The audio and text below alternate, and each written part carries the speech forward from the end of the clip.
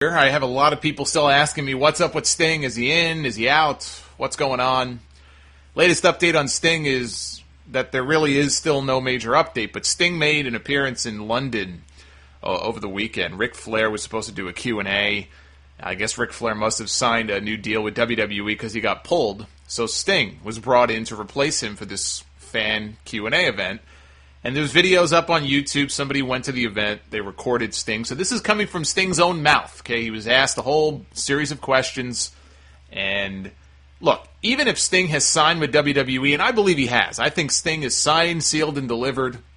Probably signed weeks ago. They're just keeping it hush-hush. The guy's not going to go out there and say, yes, I've signed a contract with WWE. He's going to play coy. He didn't deny it. He didn't really just say much of anything as far as his current contract status goes.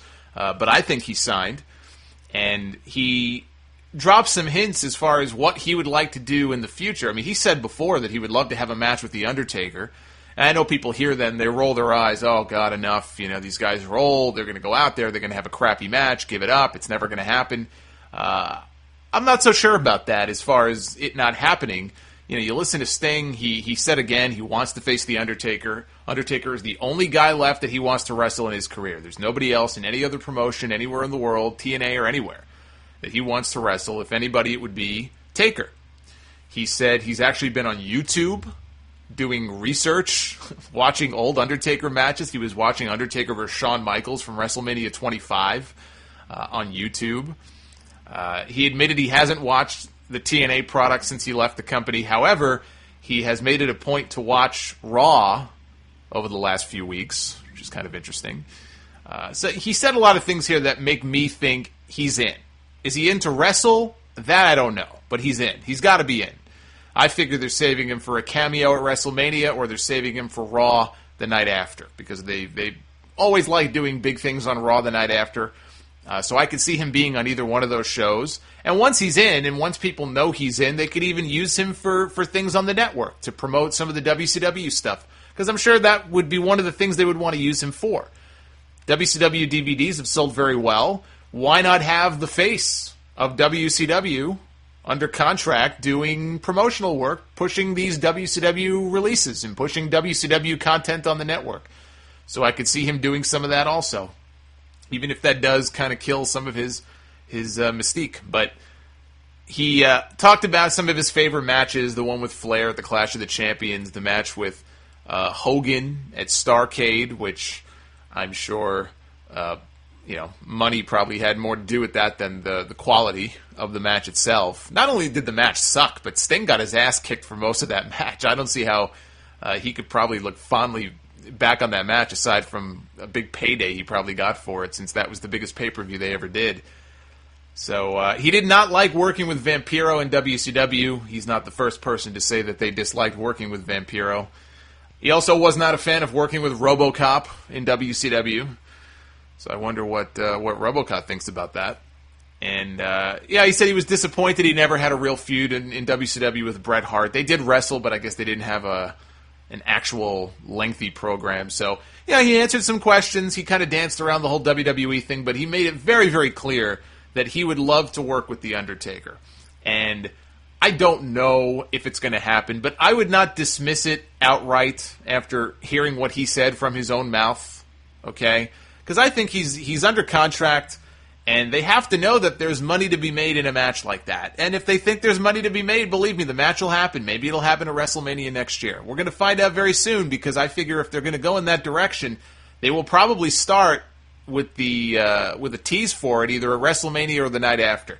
My idea, and I'm just going to run through this really quickly here, and this will be the final time I talk about this, but if indeed this is the direction that they want to go in, if they're going to bring in Sting and they have plans for one Sting match, if the only guy this guy wants to work with is Undertaker, and Undertaker is down for it, because there's marquee value in the match. I don't give a shit what anybody says. You can speak until you turn blue in the face about how nobody wants to see this match. It's 10 years too late. They're both old. They can barely move. It would be sad. It would be pathetic. You're right. Maybe it would be.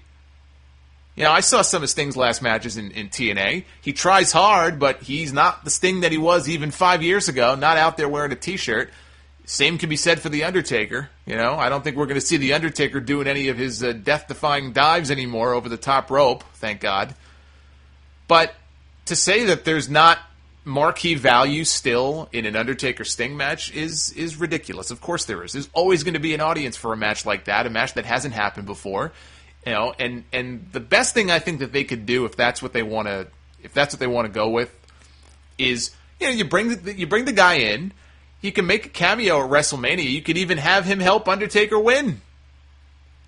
I mean, Undertaker's going in there with a guy who, this may be the most unrealistic opponent that he's ever had in terms of Brock Lesnar is this much younger, gigantic beast of a man who's going in there with a guy who looks like, if you blow on him the wrong way, he's going to fall apart.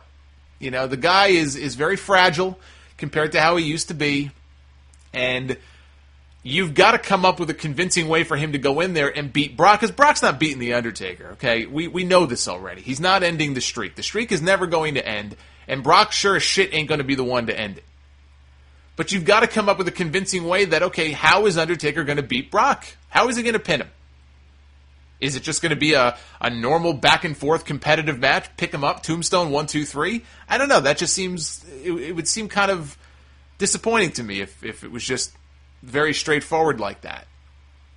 But I could see a situation where, hey, there's Sting. He makes a cameo, lights go out, lights come on, there he is, baseball bat. If there's one thing that could take Brock Lesnar out, it's a baseball bat. Couple baseball bat shots, turns around into a tombstone, 1, 2, 3, and you've got a story there where you can build up for the following year's pay-per-view where, look, I want you as my opponent because A, I want to end the streak, but B, you need to know that you wouldn't even have a streak anymore if it wasn't for me. Because you never would have gotten out of this match with Brock if I didn't come down and help you. And so all of a sudden you plant some seeds of doubt. Yeah, Undertaker needed help.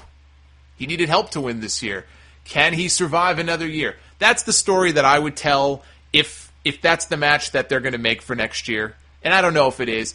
My best guess on Undertaker's career, how it winds down, Undertaker has 2 more WrestleMania matches after the one with Brock, assuming that he doesn't get, seriously hurt.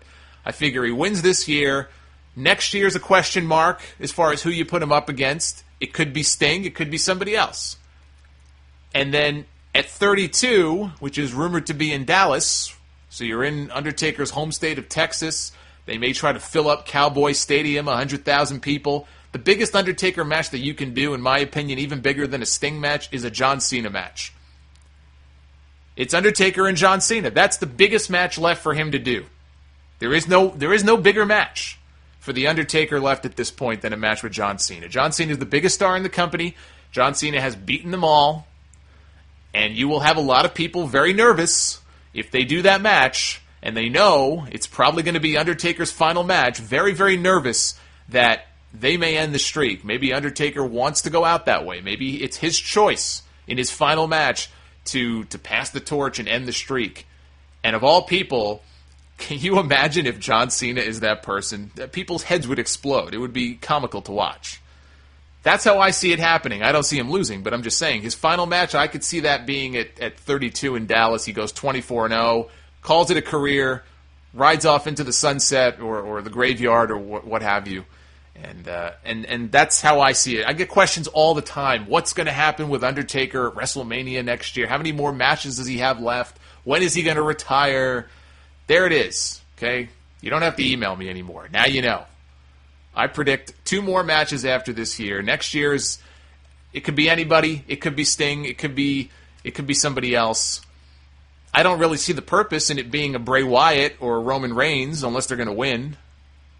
I mean, I guess it could be a boost to their careers to go in there and have a great match with The Undertaker. But at this point, you got to put him in there with big names. He's only got so many matches left. You got to put him in there with big names. And those names would certainly qualify as being the biggest ones I think that you could put him in there with.